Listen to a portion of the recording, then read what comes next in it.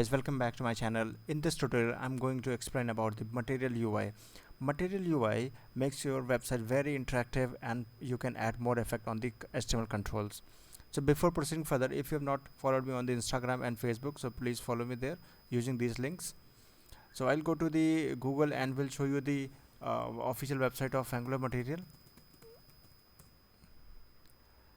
So this is the official website of Angular Material. When you get a start, you will see that this particular statement is there to add the Angular Material reference in your website. So if you run this, it will ask some configuration. We'll see while we install. So let's go to the component and we'll see how many components are there. See, there are button, batches, a card, checkbox, date picker, controls, input, list, menu pagination, a slider. I think it has all the controls are there that we often use on websites. Like button, if you see the button, there are very cool and very interactive buttons are there. So for showing some warning, you can use this kind of button, right?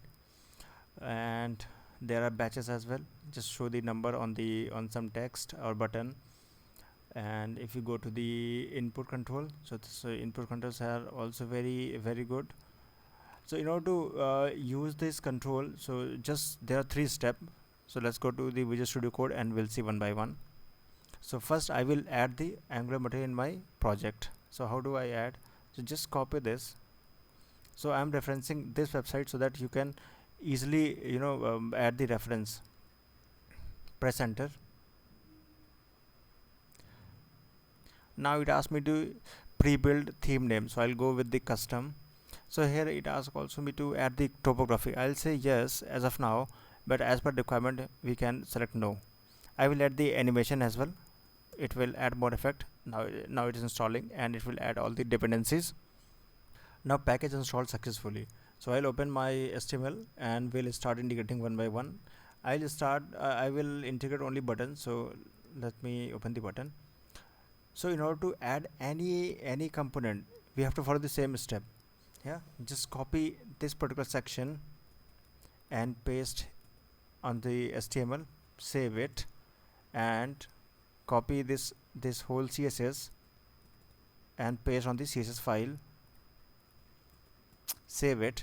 Now the last step is this, that we need to import the button configurations from this class. Yeah, so we need to put this module inside this module.ts file and copy and paste inside the import section, because this is a button module. Yeah, so we have done all the changes. As we know, there are 3 steps. First add the module name, then your HTML, and then CSS. Just the 3 steps, and we'll run the application. Now we could see all the changes with the button with all the effects. So matte buttons, see matte button color. So this is the part of Angular UI, right? And the rest is simple HTML control. So application compiled successfully. I'll go to the browser and we'll say localhost 4200. See, in one go we can implement the button component. So I'll go and copy one more HTML and we'll see the more button effects. Say click here, scroll up and click here. I'll copy this particular section and we'll see what kind of effect the button will add.